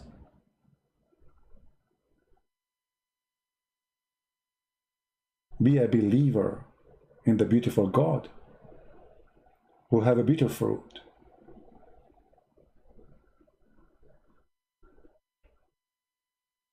We will not have a competition about who his voice is better, and whoever his voice is better, his God is better. That will be stupid. And because Islam is very shallow, stupid cult, they think they can fool you by bringing you someone who recites the Quran in a nice way. But the same guy, he can recite anything in a nice way and people will love it. What about the meaning? I shared the link already, my friend. Here we go. This is the link again for the video. I want to say thank you guys for being here. Don't forget to subscribe to my Patreon account so you can be following us, because we changed our channel. Like today we are in a Christian Prince account. I might go in different place, you never know. Different channel, which means to trace where we will be. The best way is to subscribe to certain pages like Facebook, Patreon, Minds.com. This is how you can always be updated in case we lose this channel. Satan is angry from what we do. A lot of Muslims leave Islam in this program. Some they call life and they denounce Islam life. And we just got one yesterday who left Islam. And many they leave Islam without even saying, life on air, I'm out of Islam. But because what we do is extremely important, we have the reference, we have the proofs, we have the logic, and we have the truth in our side. And that is the most important. And because they knew they are no match to the truth, not to me, I'm no one. The Lord, the Messiah, he said, I am the truth. I am the resurrection. I am the Alpha. I am the Omega. I am who I am. And because we have the Lord with us, who could be against us? We are victorious. And we don't want to make a victory against Muslims. Muslims are victims. They are poor people, they've been lied to. We want to make victory again. We should always love the Muslims and fight the devil. Otherwise, we will be the same as Muhammad himself. He was a devil, and we will not be accepted to be devil like him. Remember, we just said, Christ said, love your enemy. So we pray for the Muslim to see the truth, and the truth will set them free. We pray that what we see here is going to be a clear evidence for them that Islam is nothing but a false cult. When they see Islam as a beauty, we could not find this beauty, and we made a challenge live on air, and not a single Muslim could find us one thing as beautiful about Islam. Beating women and wife is not a beauty, is ugly, disgusting.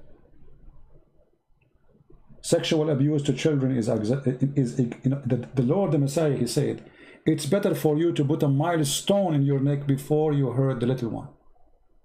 Put a milestone and throw yourself in the deep ocean. You better do it now before you do an act against little children.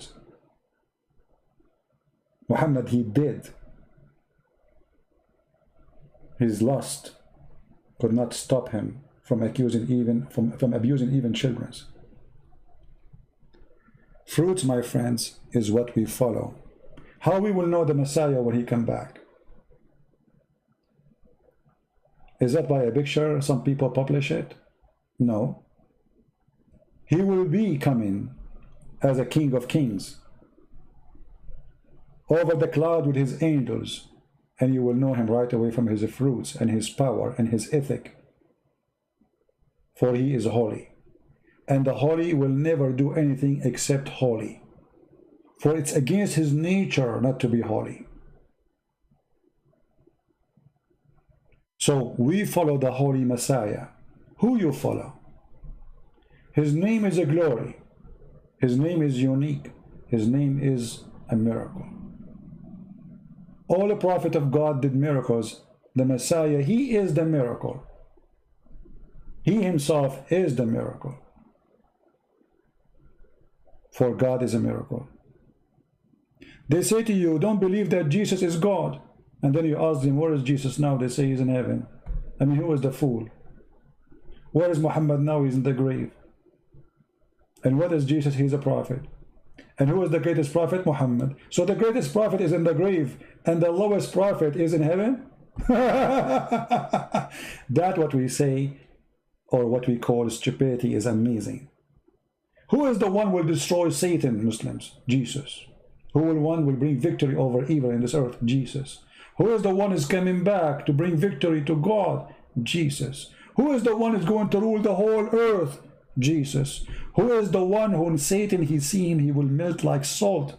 Jesus. This is all in their books. And yet they say to you, Muhammad is the greatest prophet. The stinky Muhammad is the greatest prophet. The Muslim, they bury Muhammad after 3 days because he became stinky, and we have all the reference. Bury your friend, for he became stinky. That's what it says. Ibn Abbas said so. The stinky prophet, he promised them that when he died, his body will never be consumed. They did not bury him for 3 days because they believed him.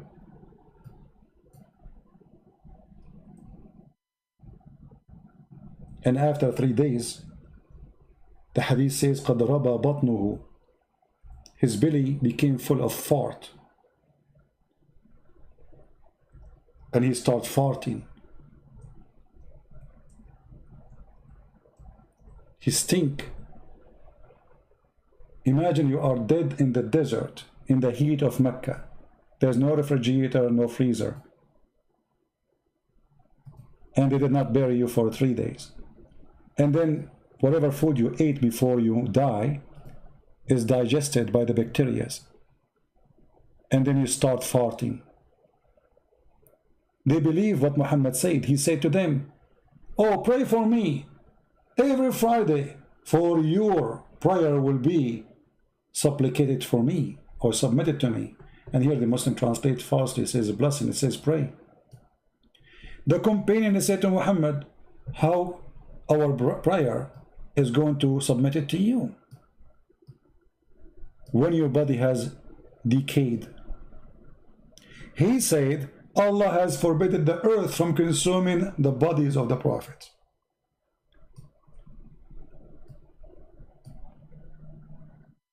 How you Muslim follow Muhammad if he was stinky after he died, when he said that my body will never decay? What about we open the grave of Muhammad right now and see if it is there?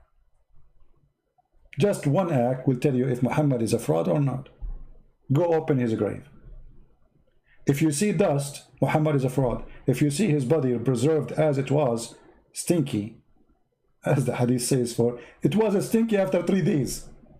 So what is going to be after 1400 years ago? After?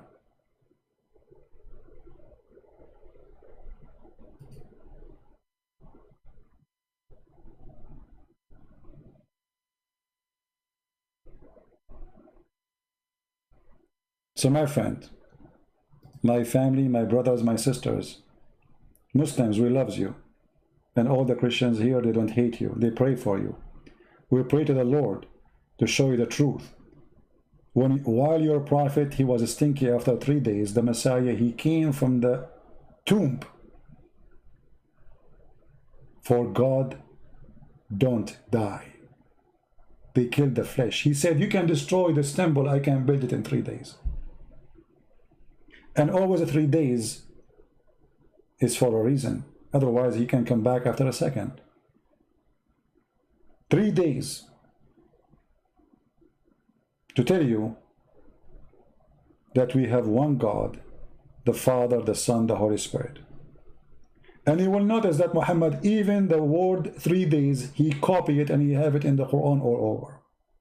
In the Hadith all over. If you want to fast, you have to fast for 3 days. A prophet, he said to Allah, give me a sign. He said to him, you will be mute for 3 days. Mary, she have to be mute for 3 days. 3 days. Can Muslims explain to us why 3 days? They cannot. For Muhammad was nothing but a thief. He steal, but he do not know why. But we know what the 3 days present. Even when Allah, he speak about himself in the Quran, he start with the 3 names. Can the Muslim tell us why 3 names? In the name of Allah, Ar-Rahman, Ar-Rahim. Why 3 names? He was a thief stealing from the Aramaic.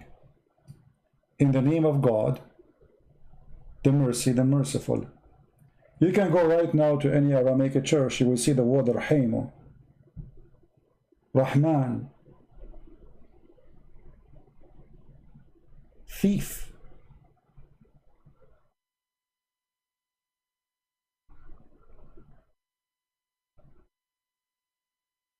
He is a fraud. I want to say thank you guys for being here. May the Lord bless you all. And again, I will be away for a few days, so don't worry about me. I might make short videos using my phone or whatever I have during the time I'm away. Actually, where I'm going, I have an internet there, but I'm not planning to take a computer with me. I like to be a light in my travel. So it will take a few days before we can go live normally, but I will post some videos from time to time. It's going to be just a few days and we'll be back. So thank you all. May the Lord bless you. Christ is our Savior and on him we trust. Never trust someone, his name, Christian or a Christian prince or a Christian priest or a Christian bishop. Trust the Messiah only. Never put your trust in a man, for all men are sinners. All men are sinners. Trust only the Lord. He is only holy. The rest is not, including me. So I put my trust that the Lord, he will take care of you. And I put my trust in the Lord that he will open your eyes and your heart. I put my trust in the Lord that he will be with us wherever we go. He said every 3 of you, every 2 of you mention my name, I will be there between them. I will be the 3rd. We trust the Lord. We don't trust the man. You trust the man, you fail. The man, he changed, his heart changed, his thought it changed. He got corrupt. He got tempted. He's weak. The Lord is powerful. He defeats Satan, and Satan is under his feet. I trust the Lord that we will see each other again soon, and we will be back on live, on air, and we will save more Muslims, bring them back to Christ. Again, subscribe to my page in Patreon so you can see even the short videos which I'm going to post during the time I'm away. And until then, I say thank you very much. God bless you and see you soon. Take care.